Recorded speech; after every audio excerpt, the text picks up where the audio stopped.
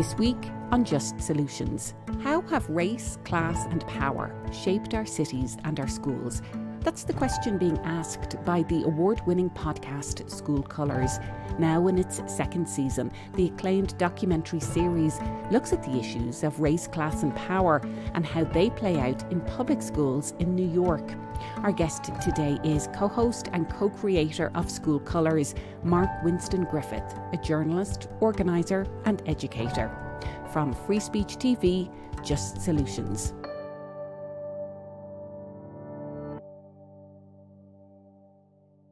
Mark, it's great to have you with us. Thank you so much for being our guest on Just Solutions. Sure, it's great to be here. Well, as we heard in the introduction, the School Colours podcast, season 1, and now we're in season 2, it looks at the dynamics of race, class and power through the prism of what's happening with education in schools in New York. And season 1 really looked at what's happening in Brooklyn schools. Season 2 takes us to Queens. And we're going to talk about what's played out in both of those areas in New York. But first of all, I think many viewers and listeners would be surprised to hear about the reality of school segregation in the state of New York. And I think many people think of those type of terms when it comes to maybe southern states and not a state like New York. But in fact, a report in 2021 from the Civil Rights Project found that New York schools were the most racially segregated in the country. And this followed on from many years of New York leading the country in terms of racial segregation. So take us through the issue that you were trying to examine, one of the issues in the podcast. How segregated and what does segregation look like in public schools in Brooklyn and New York? Excuse me, Brooklyn and Queens. Sure. So as you said, the first season took place in central Brooklyn in a particular school district that takes up about half of Bedford-Stuyvesant, a little bit of Crown Heights. And those are historically, I guess you could say, historically segregated neighborhoods. And what we did back then is we traced the history of that segregation. But ironically, in central Brooklyn, you have we're in a moment where it's becoming heavily gentrified. The neighborhood is becoming less African-American, which it has historically been, and more non-Black. And so in that season, we looked at not only the segregation, but the tensions around sort of the reintegration, if you will, of the schools there with white folks living in the area and getting to a point where they're starting to send their children to public schools in the area. What we looked at in this season is what might seem on the surface to be a contradiction. The idea of a school district in Queens, District 28 in particular, that happens to be very diverse. That is, if you look at the demographics there, in the school district in particular, you have large amounts of Black, white, Latinx, and Asian folks, at least as the census defines those racial groups. And yet at the same time, what you find is not only a long history of segregation, but in particular, you have mostly Black folks living in the southern part of the district and not really going to school with anyone else in those other racial categories in that district. So you have, particularly in the north, you have white folks and Asian folks oftentimes going to school together. As you go further south from the north, you find there's a Latinx population, and they're also sort of intermingling with different folks, Black as well as white and Asian. But the Black section of the district, and it's important to note that the district does not capture one neighborhood, but in fact, many different neighborhoods. For anyone who knows New York, it goes all the way from Forest Hills and Regal Park in the north, all the way down to South Jamaica in the south, through Richmond Hill, and at least 4 or 5 other neighborhoods. And so what we looked at was, how can this exist? How can this area both be segregated and be diverse at the same time? And that was the exciting part of this exploration, is looking at that contradiction. And I think it is so interesting in how you really dig into it, and the form of the podcast. It's documentary style, it's narrative form. You've got incredible voices from the communities to explore the layers of nuance that, you know, encapsulate all of these issues. You're talking about gentrification, power, class, race, what's happening in, you know, these boroughs in New York anyway, and how that then is, you know, reflected then in the school district. And what's so interesting, I think it was the first episode of season 1, somebody says that Queens, New York is categorized by the Guinness Book of World Records as the most diverse place in the world. And yet we're talking about segregation in schools. And so how is there such disconnect, albeit this is incredibly complex, but is there a sense as to why then in such a diverse area there's such disconnect and segregation in the schools? Well, it's interesting because what we do through the course of the series is really look at that term diversity and how it's been used. And it can be used to both obfuscate certain things as well as point to other things. So when we first approached a lot of people in the North, and I guess what we should do is back up and really set the context for the season 2, which is a lot of what happened was in New York City, many school districts were able to apply for what was called a diversity grant, a diversity planning grant. And the superintendent in Community School District 28 had applied for this grant. Back in 2009, they received the grant. And by the time they received it, the superintendent had left, and the people who were part of the leadership and other folks who were in the district, when they learned about this plan, some of those folks, particularly in the white part of the district, got up in arms. And what they were saying is, look, we don't need any diversity plan because we're already a diverse district. And they would trot out the statistics, they would trot out the fact that it's so diverse. And yet, when they said that, there was almost a willful ignoring of the fact that while it was considered, yes, diverse, this district, that Black people not only were segregated, but what we did was we went back generations and centuries to see how that segregation was structural, where the planning of the neighborhoods, where there are different instances where there were other proposals to integrate the neighborhood, not just in the schools, but in housing, because the schools in many ways reflect what's going on with housing. And we see over a period of time where integration was very staunchly resisted, rejected in many instances. And the refrain at all in those moments where, look, we're already diverse enough. We don't need the government to come in here and try to change things. And so what we saw was even in 2020, when all the stuff hit the fan, people were still saying we're diverse, and were either ignorant of or did not understand the history and did not understand how they were actually sounding much like people did 50 years, 100, 150 years earlier, who also had been resisting integration. That's something that really came through, especially in that first season, when you do go back decades and decades and generations in Brooklyn. And you take us back to Weeksville, which was this historically Black neighborhood there that I think there's archaeological traces of it now, and you can tell us what remains of Weeksville, and how even then, more than a century ago, there were white families already moving into this area. You know, take us to 2022, more than a century later, and you still have those white families moving into historically Black districts, and how that completely changes the demographics, changes the class structures, and then subsequently changes what's happening in the schools. Take us back to Weeksville. Many people won't have ever even heard of this. Sure. And what I was just talking about was in season 2 when we were in Queens. So now you're going to season 1 in Brooklyn. And Weeksville was a free Black community that really grew in the 19th century.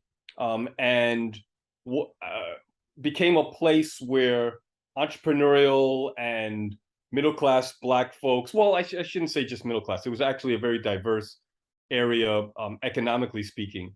But what we did was we went back to this free community in Weeksville and went through there's actually a center that's dedicated to the preservation of Weeksville that exists in Crown Heights today. And what we looked at there were similar attempts. You know, we looked at how back then there were attempts to integrate areas where white people were actually looking to come into the Black schools and vice versa, and where you saw again resistance to that. And it had echoes when we looked at what was going on in at that time, which was 2019 and 2020. We heard echoes of that. And so one of the reasons why we looked at history is because we know that the past is not actually the past. The past is very much the present. And it was really interesting to hear some of the same arguments, some of the same resistance, some of the same language that we heard coming up in terms of attempts to integrate in the 19th century. We heard that come up in the early part of the 20th century and in the latter part of the 20th century as well. 21st century, I should say.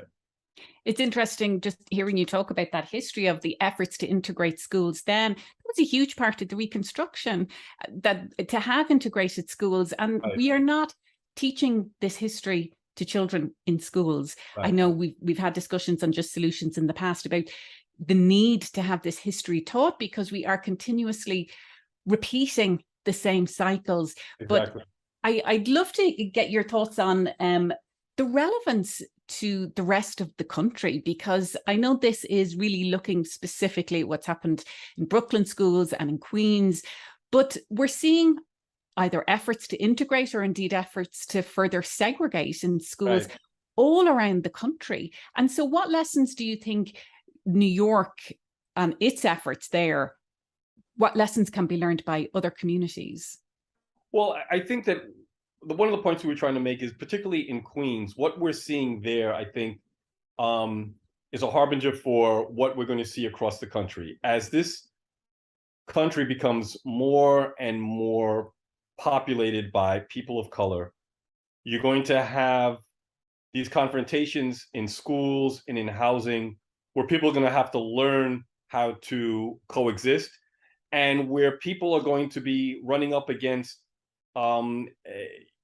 the idea of having to, if not give up, at least share some of the privilege that they have, and answer the question, why are schools that are predominantly white performing so much better than schools that are predominantly Black? And so, I mean, we're talking about two extremes, but when you start to filter through other racial considerations, whether we're talking Asian, we're talking Native American, whether we're talking Latinx, integration is not proposed for the sake of simply putting people's bodies together. The whole point of integration is to make sure that we have schools that are equitable, where they result in people getting access to opportunity as a result of those schools. And what we're seeing across the country, still throughout the country, is that opportunities are oftentimes determined in public schools.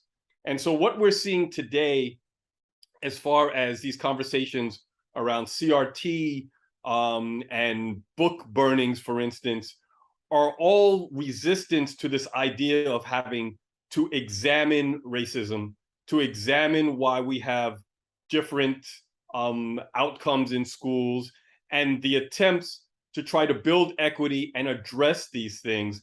And folks who have enjoyed this privilege for such a long time are really fighting against it.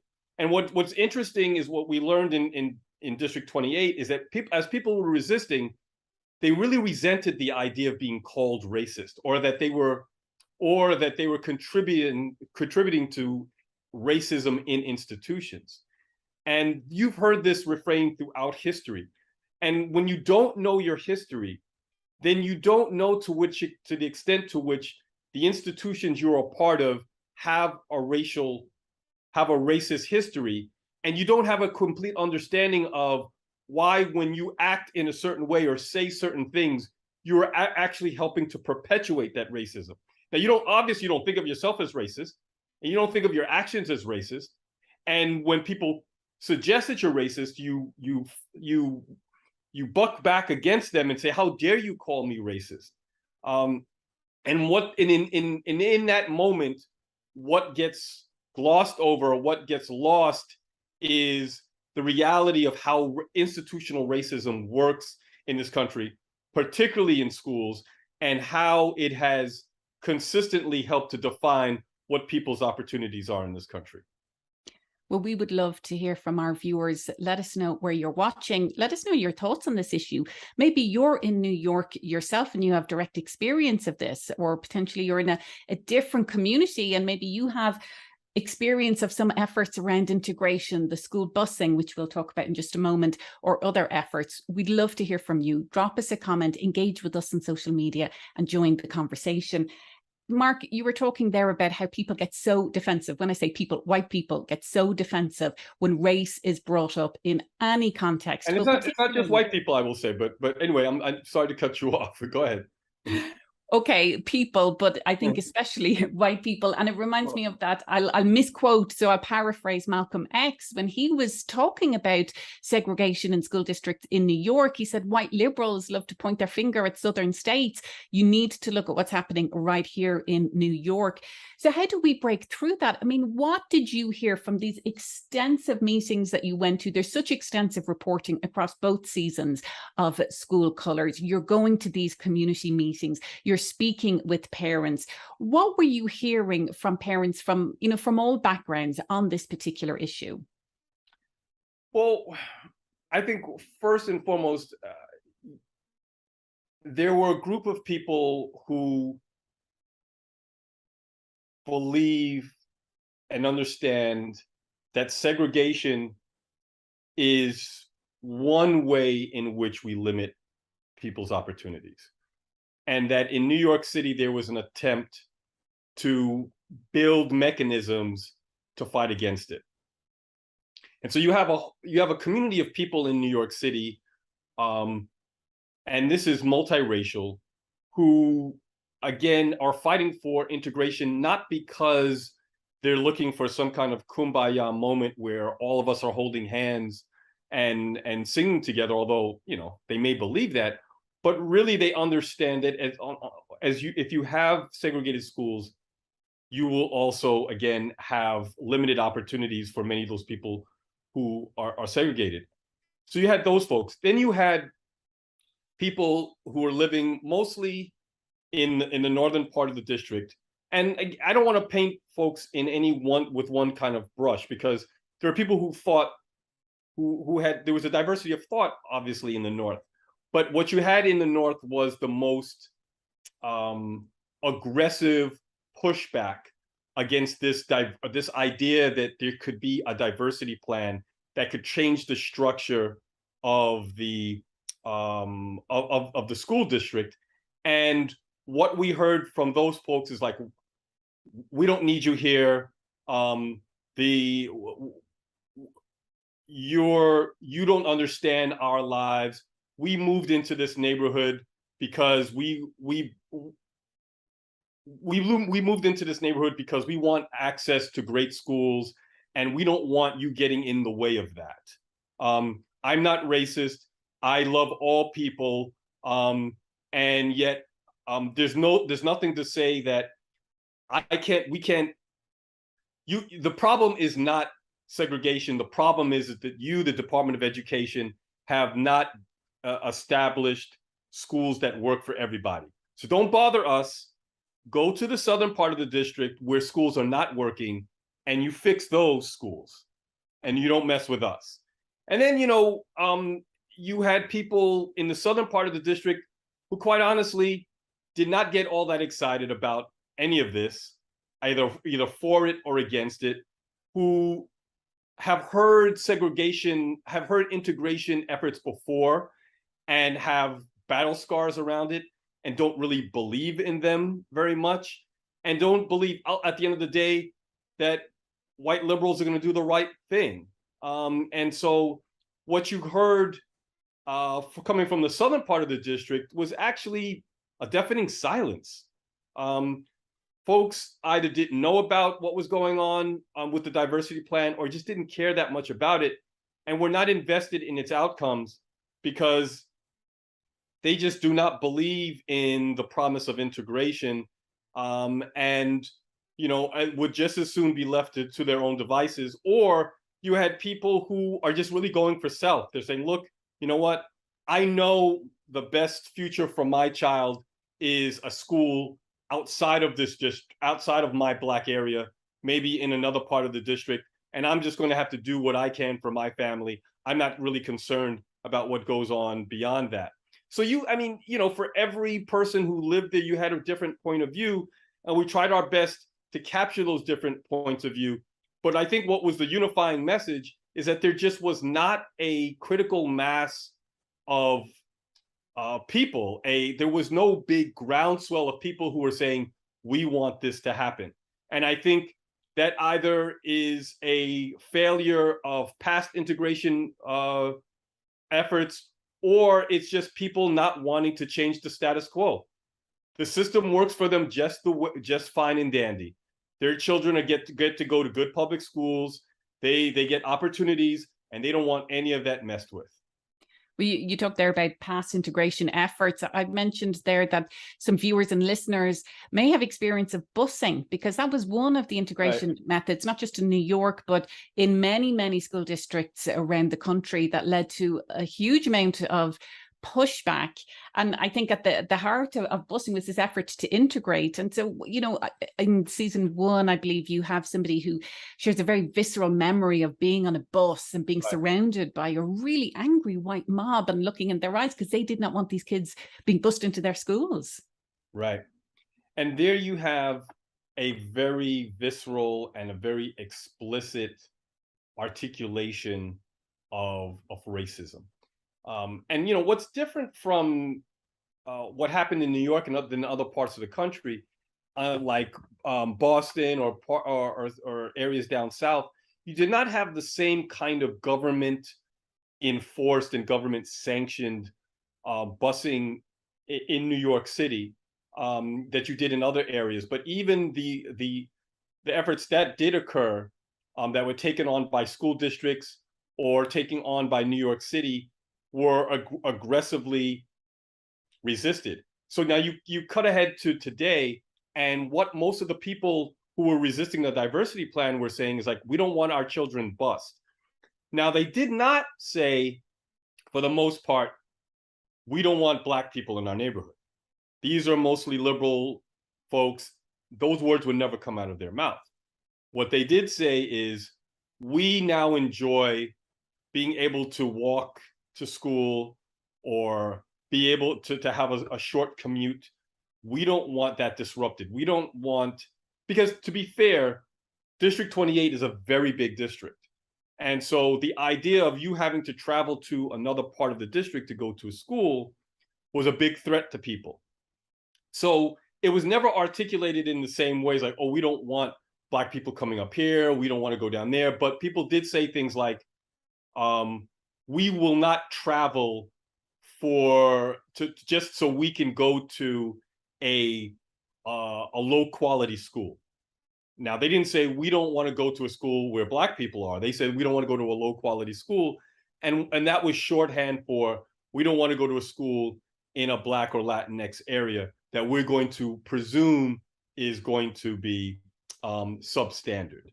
And by the same token, we don't want the schools that we've established. We don't want the ecosystem, the educational ecosystem that we have moved into, that we have purchased a house for, or we have very aggressively made a beeline to come into this neighborhood because we want these schools.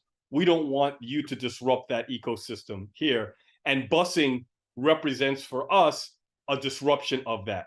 It means moving people across the district where, in a district where I moved to this particular neighborhood because I want to be in very close proximity to this school. And so now what you're saying with busing is that you're going to mix all of that up. You're going to disrupt all of that up. You're going to disrupt that. And that's not what I moved to this neighborhood for. Well, Mark, we only have a couple of minutes left, and I do want to let people know that, you have a relationship with Free Speech TV. You're a former board member, but you're also the Associate Director for Anti-Racist Partnership and Transformation, ADAPT. And that's part of, Free Speech TV's efforts to look at what's happening and to examine, our own structures and many educational institutions, media institutions, in fact, really all across society are doing this. But what would you like people to take away from the podcast in terms of this moment that we're at right now in society, where there is more consciousness around anti-racism work and the need to have these conversations? Because as we have been examining here, it's nuanced, it's complex, it's not going to get solved overnight, but there is, I believe, a moment that we're at right now where people at least want to talk about it. Sure. I think that we need to, I think that season 1 and season 2 are great learning moments for everyone. It's funny too, because at the end of season 2, we asked someone point blankly, if everyone were to listen to this, to what extent would things change? And this was one of the main characters in our storytelling, a woman by the name of Venus Ketchum. She said, well, it's nice, and I listened to it, and some other people like me listen to it. But even if everyone listened to it, I don't think it's going to change much, because at the end of the day, it's got to be about action, right? So I do think that listening to something like this is a precursor to action. It's a way of understanding history and understanding how our arguments have to be much more sophisticated, right? Because it's not enough to, if you consider yourself an anti-racist, it's not just enough to reach across and point to someone and say, you're racist, because they're going to react to that. And it's not going to be effective in making the point most of the time. What you have to understand is not only history, but how to break through those narratives and how to get people to react to and respond to you in a way that may not include you pointing a finger and calling someone racist. It might be much more sophisticated. Now, obviously, there are going to be moments when people are going to show their ass, and you're going to have to say you're being racist, because there's no other way to frame it. But I think that we're in a moment now of where people are being labeled as being politically correct or being woke and being really marginalized by that. And so we've got to figure out a sophisticated way to unmarginalize ourselves and to mainstream our arguments and our efforts. And so I think that knowing the history, knowing what the arguments are, knowing what people are on different parts of the argument, understanding the sophisticated way they're making their arguments, I think can enable you to actually take action. Well, season 1 and season 2 of the School Colors podcast are available wherever people get their podcasts. Season 2 is being distributed as well through the NPR app as part of the Code Switch series. Right. And I cannot recommend them enough. As a radio person myself, I am absolutely enamored with the way that you present the stories and the history. It's incredibly compelling. And so we're so delighted to have you as our guest today on Just Solutions. Thank you very much, Mark. It was great to be here. And I'll just say that, yes, season 1 and season 2 are in 2 different feeds, 2 different platforms. So you have to search them out separately. But thank you. It was great to be here. Well, Just Solutions itself is also available as a podcast. So don't forget, you can subscribe to that wherever you get your podcasts and never miss an episode. And join us at the same time, same place next week for another conversation from Free Speech TV's Just Solutions.